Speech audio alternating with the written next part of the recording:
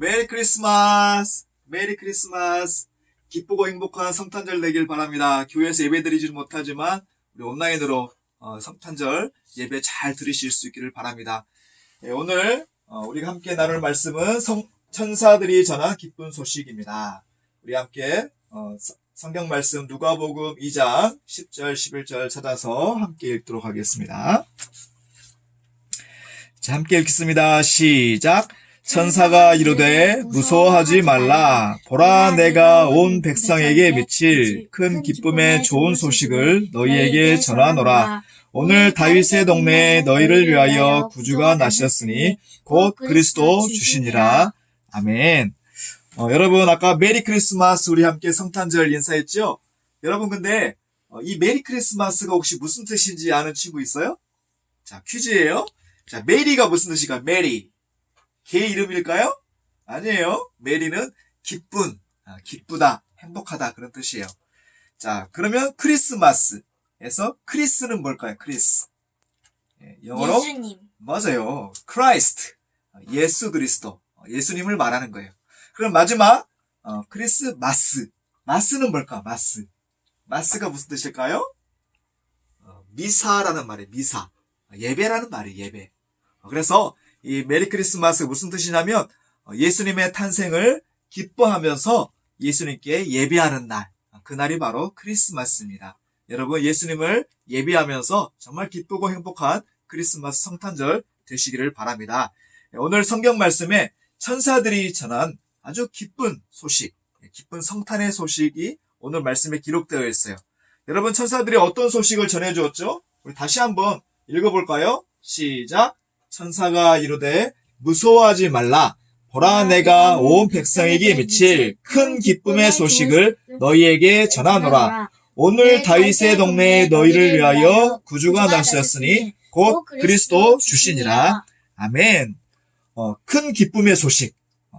천사들이 목자들에게 큰 기쁨의 좋은 소식을 전해 주었어요. 여러분, 이 큰 기쁨의 좋은 소식이 어떤 소식일까요? 세상에 사실 요즘 코로나 때문에 좋은 소식이 별로 없잖아요. 그런데 이 세상에는 없는 정말 기쁜 소식, 가장 큰 기쁨의 소식이 어떤 소식일까요? 바로 예수님이 탄생하셨다는 그런 소식이에요.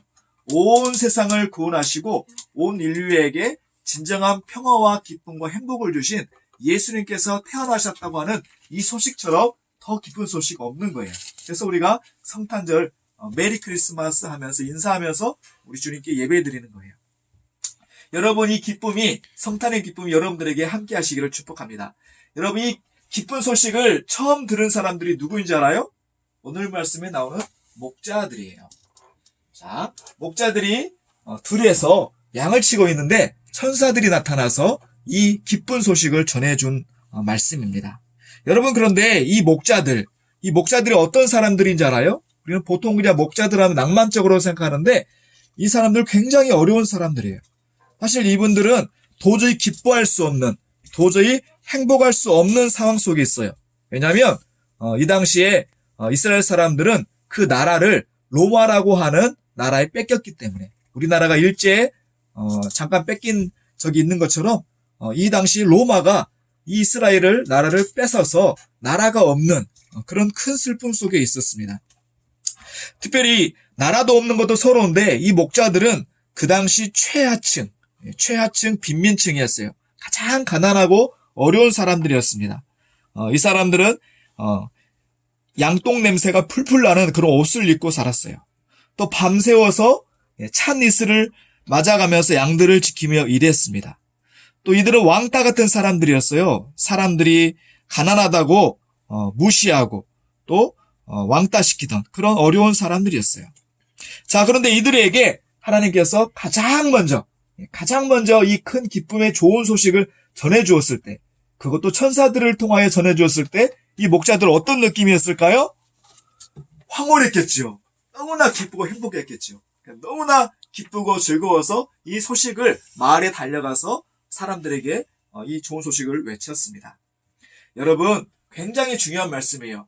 비록 목자들처럼 왕따 당하는 가장 힘들고 어려운 상황 속에서도 빛이신 예수님을 만나면, 그러면 별과 같이 반짝반짝 빛나는 그런 아름다운 인생으로 변화될 수 있다는 귀한 성경 말씀입니다.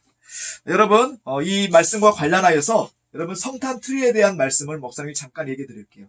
여러분 혹시 집에 성탄절 트리 장식했어요? 목사님 트리 하나 보여드릴게요.